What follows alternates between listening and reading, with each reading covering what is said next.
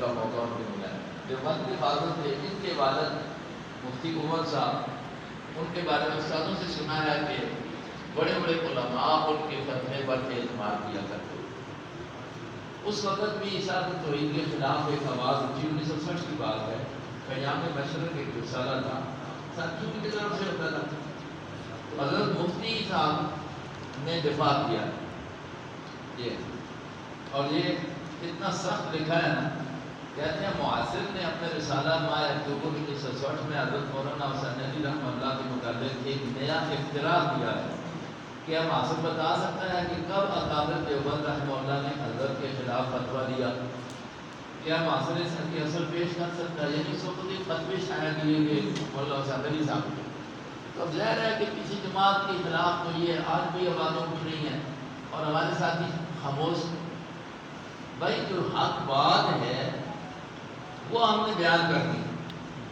جیسے حضرت نے کہا افراد و تفریق کے ہم قائل ہیں۔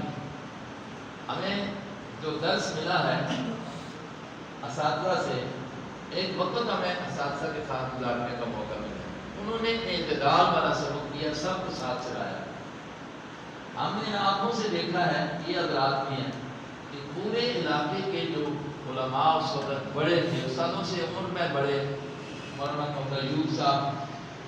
قاری یہ مولانا اپنے مفتی عثمان صاحب،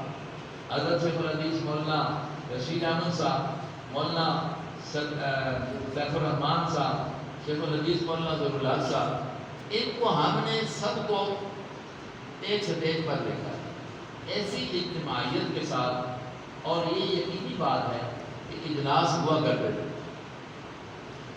ایک رکا جایا کرتا تھا سب کی طرف تو سارے پہنچ جایا کرتے تھے۔ مولانا ادار الحق صاحب ہیں، ابراہیم جی، مولانا مطلب مرشدی رحمہ اللہ کے صاحبزادے حافظ غلام سرور صاحب، حافظ زبر صاحب، سیاسی جماعت کے لیے ہو یا کسی مذہبی مسئلے کے لیے فوراً پہنچا کرتے تھے۔ یہ آج آپ کے سامنے امام باڑہ ہے،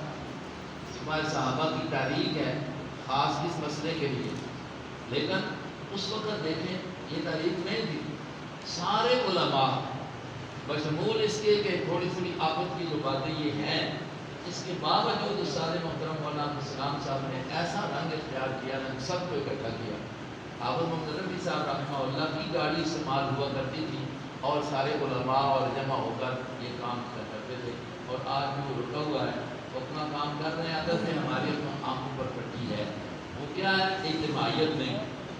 کبھی کسی نے ایک دوسرے کو یہ بات نہیں کی، ہر پروگرام میں یہ قرارداد استادوں کے دور پہ ہوا کرتی تھی کہ آج کی ضرورت نہیں ہے، آج نہیں۔ جو مستقل تنظیم والے ہیں وہ بتائیں کہ انہوں نے کبھی اس بارے میں احتجاج کیا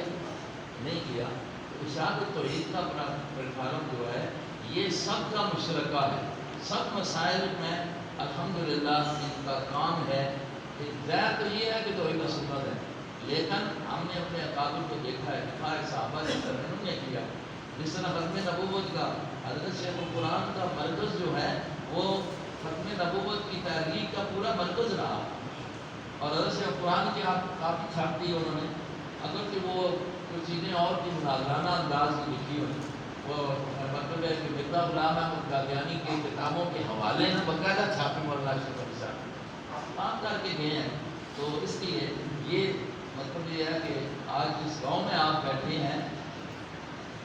آج جہاں سے کوئی اور آوازیں اٹھتی رہتی ہیں، ہم سنتے رہتے ہیں، لیکن یہ مفتی عثمان صاحب جو ہے نا، یہ ان کا مضمون آپ پڑھیں، کس انداز میں انہوں نے اس بات کو مطلب ہے کہ بیان کیا اور کس کا دفاع کیا ہے،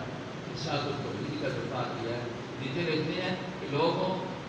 ہمیں تو غلام خانی کہتے ہو، اگر ہم نے یہ شروع کر دیا کہ غلام غوث ہی کہنا